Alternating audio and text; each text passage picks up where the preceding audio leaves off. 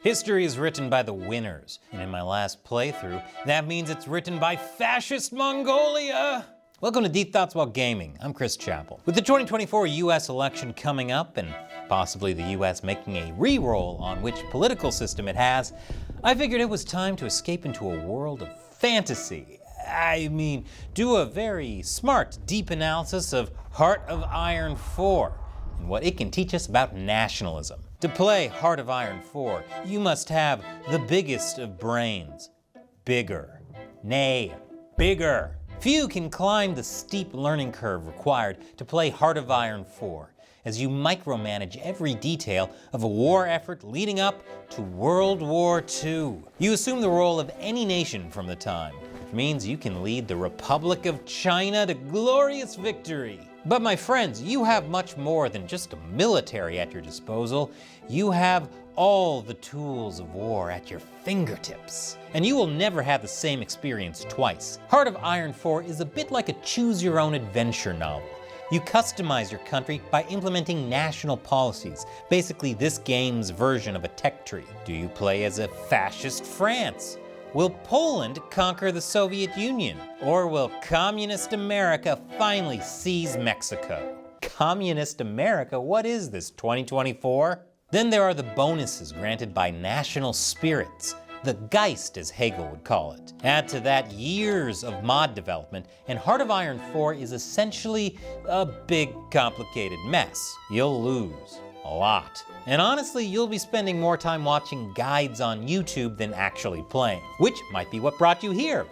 I'm sorry, this video will not help you. World War II was a time when powerful nation-states clashed and collided, guided by a nationalistic vision that their particular country was the culmination of all human history. Now, what really even is a nation-state, or how they began, is a much debated topic. But in general, people trace it back to the Treaty of Westphalia, which brought an end to the bloody 30 Years' War, a prolonged period of conflict between Protestant and Catholic forces in Europe. Instead of basing a group identity around religion, people now identified themselves by their respective nations. It was the beginning of secular society. No longer was identity based on your deepest held spiritual beliefs.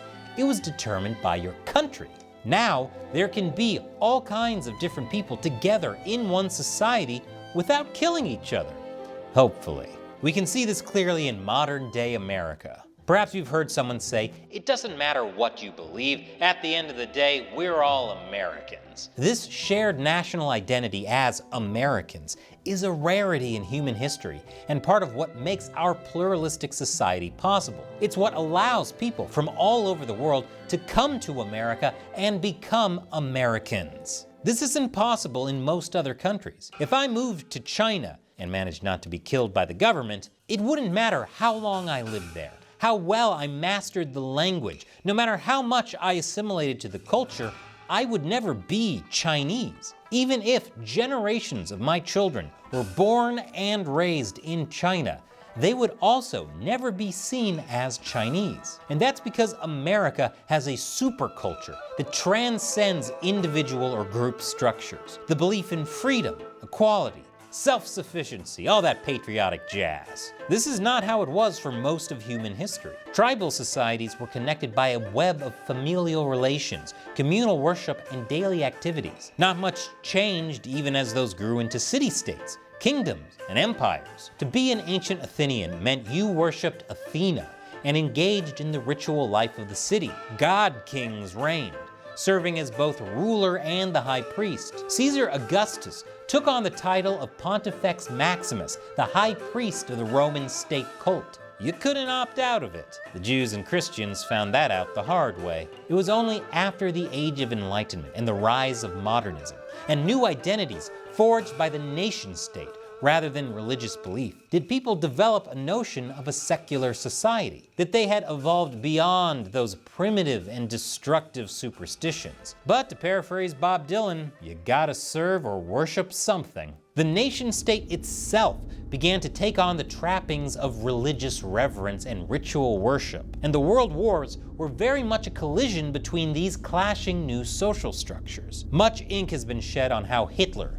fostered a new German nationalistic identity, thanks largely to his rejection of Christianity and embrace of Germany's pagan past. But it might hit closer to home to focus on the American state cult. While many will say America is a Christian country, the reality is America itself is the object of American worship. If you go to Washington, D.C., you'll see architecture inspired by ancient Greek temples. An obelisk, once an important ritual monument for ancient Egyptians.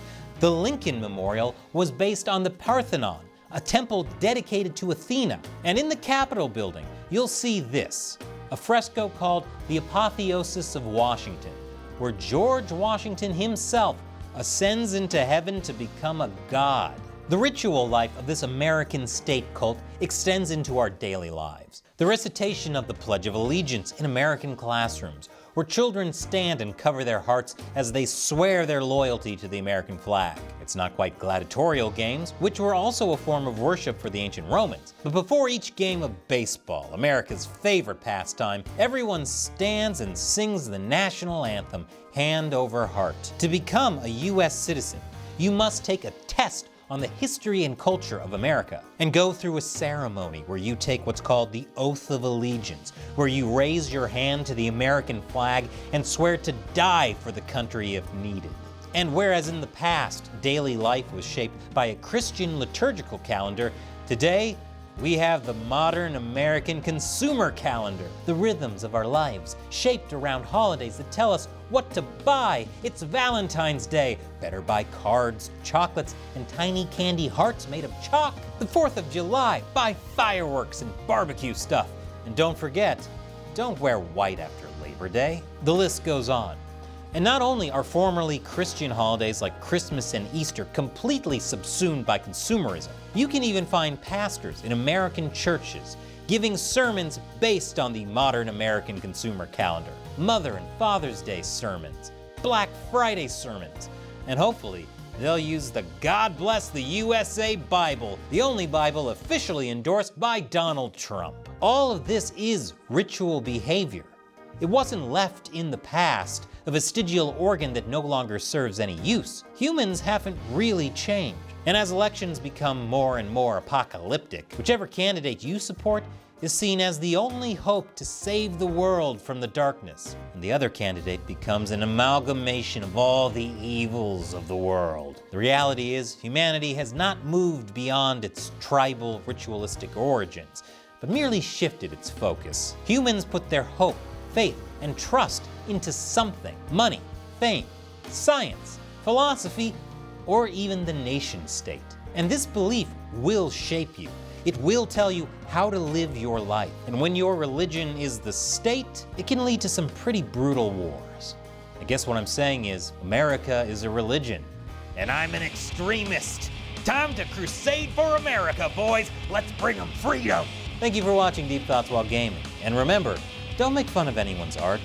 You never know what the consequences might be. Like Deep Thoughts While Gaming? Support more episodes on patreon.com/gamersunbeaten, or hit that join button to become a channel member. You'll unlock exclusive emojis, live streams, videos, a Discord server, and a feather in your cap. You will call it macaroni. And if you want to know more about what makes America great, check out this video about the Paper Mario remake and the 1,000-year American Empire.